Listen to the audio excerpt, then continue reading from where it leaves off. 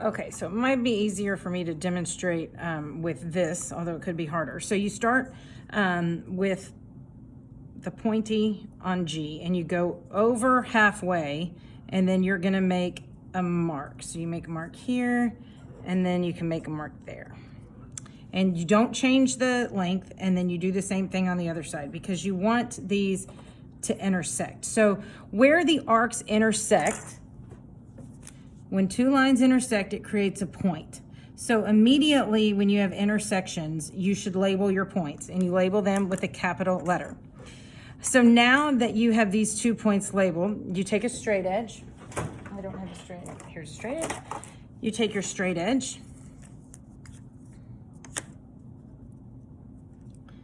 and you draw your line. And now I have created a perpendicular bisector. So notice my markings here. I know it's perpendicular. How do I know it's a bisector?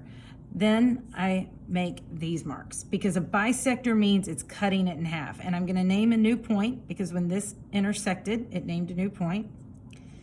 And so not only is XY perpendicular to GH, it also makes M the midpoint because it's bisecting. GM is now equal to MH. So there's a lot that I can say in this diagram. And it's the same thing if you have a line that's not the same. I'm not doing anything different. I'm still keeping that point, going over halfway, making an arc long enough there and an arc long enough here. Don't move it, and make sure those arcs intersect. And immediately when I have intersection points, I can label it A, I can label it B, and between any 2 points is a straight line. So make a straight line with your straight edge, and it's a line. So now I can make it perpendicular and it's bisecting. So what it allows me to say, oh, I didn't label that point, let's label that X. So now I can say JX equals XK, okay?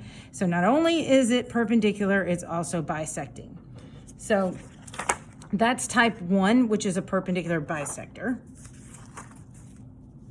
Type 2 is a perpendicular through a point on a line. So it's the same, really it's the same thing. You're just creating 2 new points and doing that. So like I'm gonna start at R, and I'm just gonna make an arc measurement here. And again, the same, don't change the length of it.